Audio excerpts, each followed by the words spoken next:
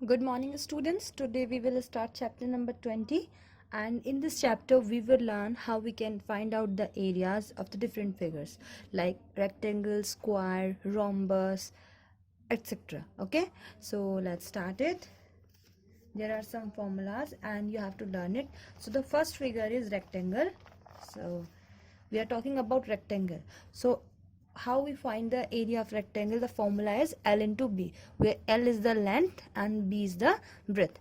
आपका जो रेक्टेंगल का एरिया फाइंड आउट करने का फॉर्मूला है वो L इंटू बी है, और जो आता है इसका यूनिट साथ में वो स्क्वायर यूनिट आता है. यू आर फ्री, लाइक जैसे आपकी अगर लेंथ जिस भी यूनिट में दी गई है तो आपका जो एरिया है वो स्क्वायर यूनिट में आएगा. आप फ्री हैं कि आप स्क्वायर यूनिट लिख सकते हैं, मतलब जो भी आपकी यूनिट दी गई है, या फिर यूनिट का स्क्वायर लिख सकते हैं. ये दोनों बातें सेम है.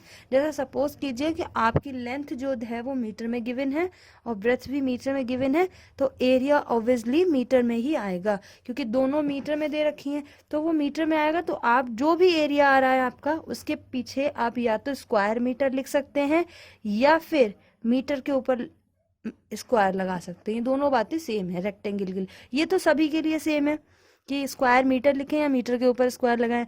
जो भी लेंथ आपकी मतलब जो भी यूनिट आपकी लेंथ और ब्रेथ की है, एरिया भी उसी यूनिट में ही आता है. जैसे अगर लेंथ मीटर में दी है, ब्रेथ मीटर में दी है, तो एरिया भी मीटर में आएगा बट स्क्वायर मीटर होगा. आप उसको इस तरीके से भी दिखा सकते हैं या फिर इस तरीके से भी दिखा सकते हैं. नेक्स्ट है आपका लेंथ ऑफ द रेक्टेंगल.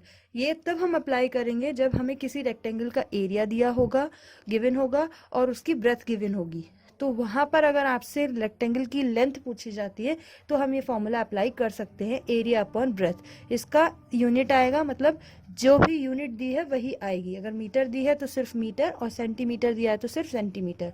जितने भी फिगर्स के एरिया आते हैं वो सब स्क्वायर यूनिट में आते हैं, यानी यूनिट तो होती है, उनके साथ स्क्वायर लगकर आता है. उनकी यूनिट पर लगा लीजिए या लिख लीजिए साथ में. नेक्स्ट है ब्रेथ ऑफ अ रेक्टेंगल. ये कब आप अप्लाई करेंगे? When the area and the length are given. जब किसी रेक्टेंगल का एरिया और उसकी लेंथ गिवन होगी और आपसे ब्रेथ फाइंड आउट करवाई जाएगी तो हम ये फॉर्मूला अप्लाई करेंगे. नेक्स्ट आता है डायगोनल. तो डायगोनल के लिए L square plus B square. और पेरीमीटर अगर आपसे पूछा जाता है तो उसके लिए फॉर्मूला है 2 इंटू एल प्लस बी. ये भी यूनिट, ये सब यूनिट में आएंगे. यानी यूनिट का मतलब जिस भी यूनिट में आपको लेंथ या ब्रेथ या एरिया दिया गया है ये सब उसी यूनिट में आएंगे. सिर्फ एरिया की चेंज है, स्क्वायर यूनिट है. अब रेक्टेंगल का फिगर देख लेते हैं. सबको पता है रेक्टेंगल होता क्या है.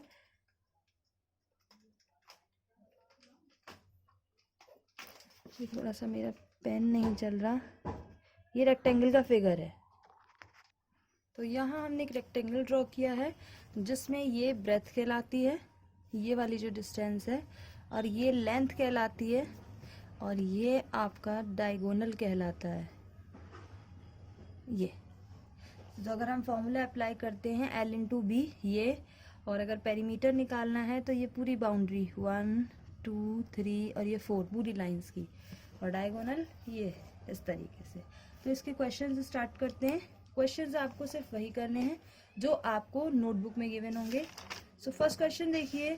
The length of a rectangle is 16 centimetre and the length of its diagonal is 20 centimetre. एक रेक्टेंगल आपको गिवन है इस तरीके से जिसकी लेंथ 16 सेंटीमीटर है, यानी कि ये, ठीक है, and the length of its diagonal, और इसका डायगोनल, इसकी लेंथ आपको गिवन है 20 सेंटीमीटर इस तरीके से. तो आपसे कहा गया find the area of the rectangle. आपको इस रेक्टेंगल का एरिया बताना है. फिर से देखें, आपको लेंथ गिवन है, ब्रेथ दी नहीं गई है, क्योंकि अगर ब्रेथ गिवन होती हम डायरेक्टली एल इंटू बी कर लेते. हमें एल गिवन है और हमें डायगोनल की लेंथ गिवन है, तो वो हमने लिख लिया. इसके बाद हमें क्योंकि क्या बताना है, एरिया, तो उसके लिए पहले हमें बी पता होना जरूरी है, क्योंकि एरिया का फॉर्मूला क्या होता है, एल इंटू बी. एल तो हमें पता है बट बी हमें नहीं पता. तो सबसे पहले डायगोनल के फॉर्मूले से हम बी फाइंड आउट करेंगे.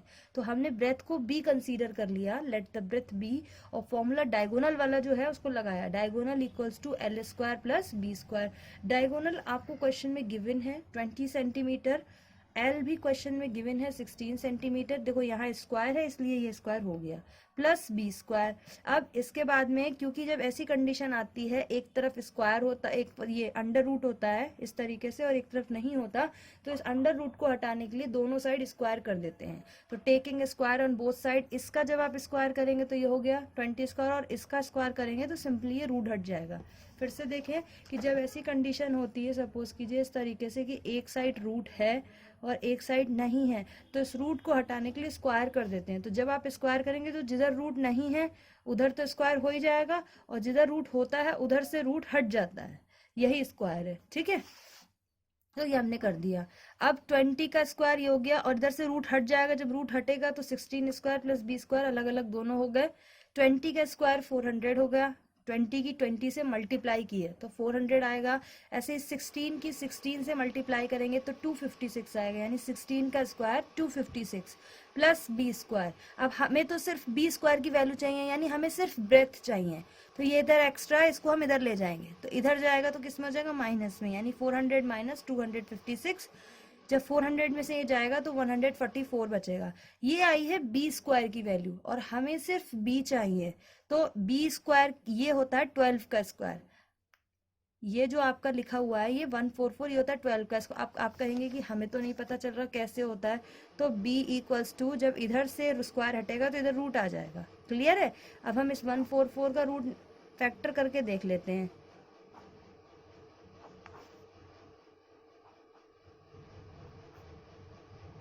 देखो ध्यान से, 2 7 जा और 2 2 जा, 2 3 जा, 2 6 जा, फिर 2 1 जा और 2 8 जा 16, फिर 2 9 जा 18, फिर 3 3 जा और 3 1 जा।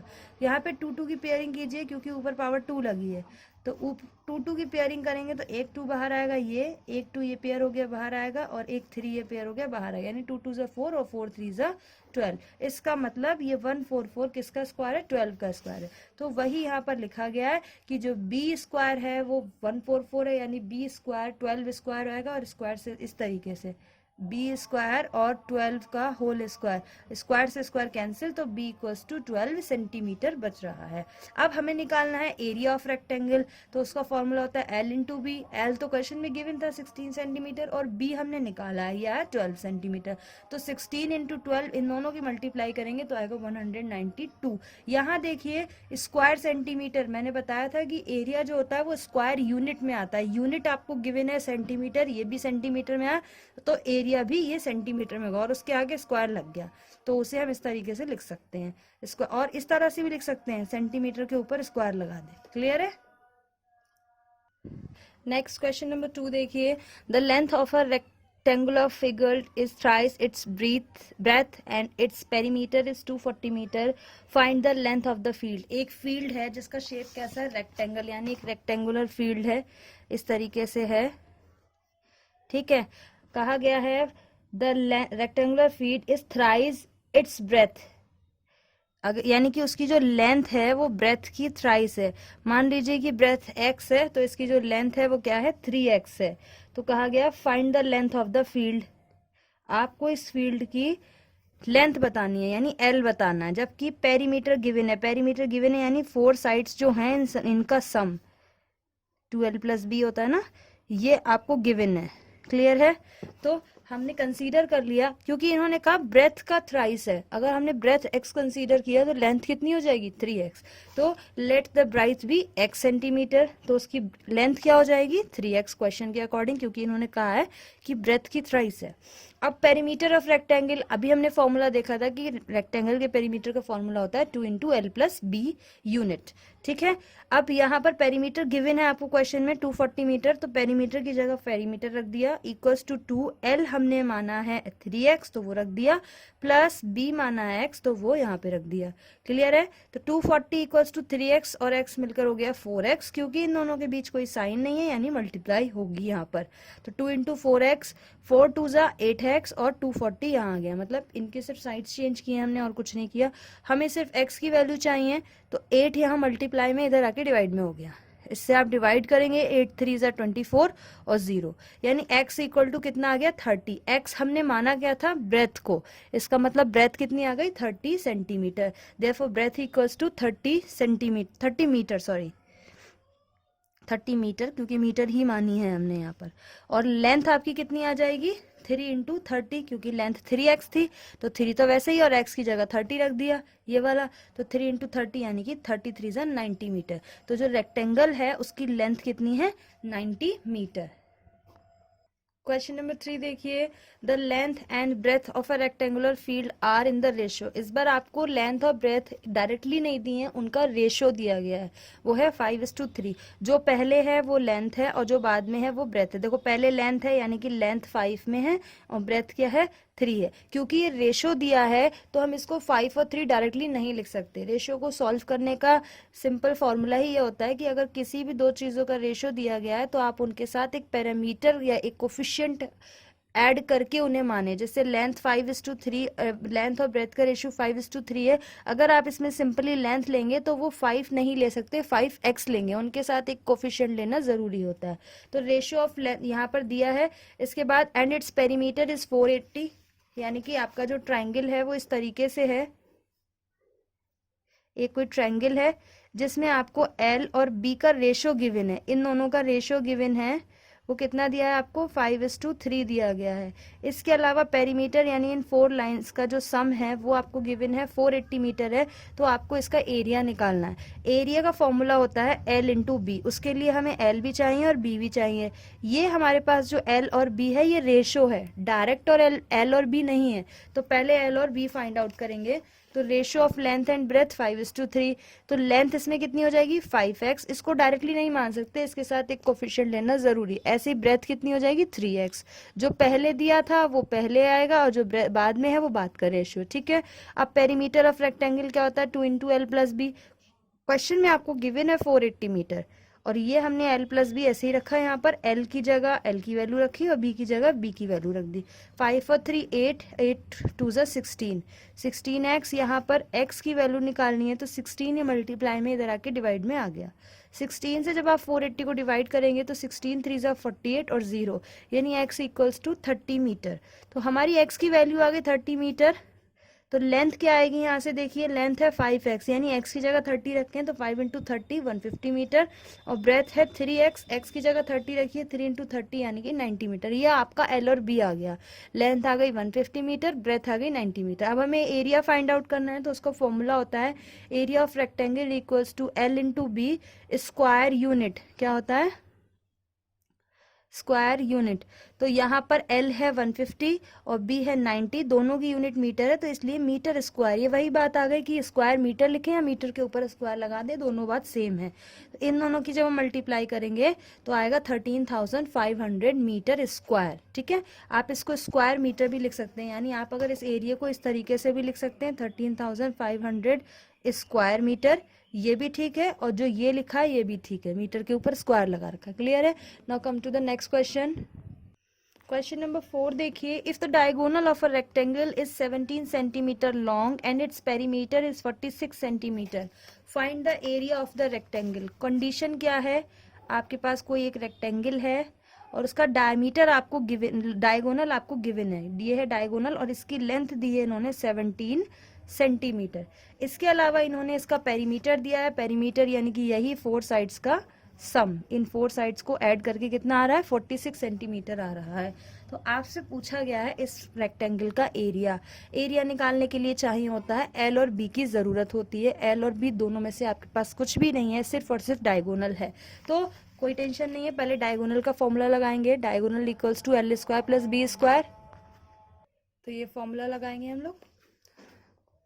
यहाँ पर हमें डायगोनल दिया है केवल, तो डायगोनल की जगह डायगोनल की वैल्यू रख दी। हमने कंसीडर कर लिया कि लेंथ, रेक्टेंगल की लेंथ L है और ब्रेथ B है, तो L दिया L² + B², ये 17 है। अभी बताया था कि इस तरीके की कंडीशन है, एक साइड रूट है एक साइड नहीं है, तो उसको हटाने के लिए दोनों साइड का स्क्वायर कर देते हैं। तो taking square on both side, यहाँ पर जैसे ही आप स्क्वायर करेंगे इसका स्क्वायर हो जाएगा, तो 17 की 17 से मल्टीप्लाई होती है 289 और सेंटीमीटर है, इसका भी स्क्वायर हो गया और इससे हमारा रूट हट जाएगा, L² + B²। तो ये हो गया 289 centimetre square, L² + B² -2LB। कैसे हुआ ये चीज़ देखिए, L square plus B square की जगह हमने लिखा है, जैसे ए प्लस बी का होल स्क्वायर का अगर आपसे कोई फॉर्मूला पूछता है तो वो होता है A square plus B square plus 2AB। ऐसे ही अगर हम आपसे कहें इसमें से कि ए स्क्वायर प्लस बी स्क्वायर की वैल्यू आप केवल निकालनी है आपको, तो ये 2AB इधर प्लस में, इधर आके किस में हो जाएगा, माइनस में हो जाएगा। माइनस का 2AB equals to A square plus B square. सिर्फ इसकी वैल्यू आपको चाहिए, ये एक्स्ट्रा है तो इसको हम इधर ले आए। तो वही कंडीशन हमने यहाँ पे की है, L square plus B square की जगह, जैसे यहाँ पर A square plus B square की जगह ए प्लस बी का होल स्क्वायर माइनस 2AB लिखा जा सकता है, ऐसे ही यहाँ पर L square plus B square की जगह ये लिखा जा सकता है। यानी अगर आपसे कोई कहता है एल प्लस बी का होल स्क्वायर ओपन कीजिए, तो फॉर्मूला क्या होता है, L square plus B square plus 2LB, यही तो होता है। अब हमें सिर्फ L square plus B square की वैल्यू चाहिए, ये नहीं चाहिए, तो ये एक्स्ट्रा है तो हम इसे इधर ले आएंगे। माइनस का 2LB equals to L square plus B square. तो इस L square plus B square की जगह आप ये पूरी टर्म लिख सकते हैं, यही हमने यहाँ पर किया है, L square plus B square की जगह ये लिखा है, ठीक है। तो ये हो गई क्वेश्चन नंबर 1। अब पेरीमीटर ऑफ रेक्टेंगल हमें पता है फॉर्मूला 2L प्लस बी होता है। पेरीमीटर क्वेश्चन में गिवन है 46 सेंटीमीटर, ये रख दिया, 2L प्लस बी लगाया। इस 2L प्लस बी की जगह हमने क्या किया है, ध्यान से देखिएगा, ये 2 इधर मल्टीप्लाई में था, इसे डिवाइड में भेज दिया, यानी यहाँ पर आ गया। और ये जब इसको कट करेगा 46/2 होगा, और ये इसको कट करेगा 2 2 ज़ा 4 और 2 3 ज़ा 6, यानी 23 बचेगा। तो यहाँ केवल L प्लस बी बचा और यहाँ क्या बचेगा, 23। तो L plus B equals to 23 centimetre. ये इक्वेशन 2 आ गया। हमें L प्लस बी की वैल्यू नहीं पता थी, वो हमने निकाल ली, इसे इक्वेशन 1 में यानी यहाँ पे रख देंगे। तो L प्लस बी का whole square minus 2LB equals to 289, इसको सीधा करके लिख लिया। यहाँ पर L प्लस बी की वैल्यू 23 रख दी। देखो ये L प्लस बी है, इसका स्क्वायर है, तो 23 का square minus 2LB equals to minus का 289। 23 का स्क्वायर यानी 23 की 23 से मल्टीप्लाई, तो वो कितनी आएगी, 529। 529 माइनस 289, क्योंकि ये ऑलरेडी यहाँ पर माइनस में है, देखो इधर इधर ये है, यहाँ पर ये तो 529 आएगा, और ये ऑलरेडी 289 है। जब आप इसे इधर लेके जाएंगे तो ये माइनस में हो जाएगा, और ये माइनस 12 भी इधर जाके पॉजिटिव हो जाएगा। तो ये हमारा हो गया 12B।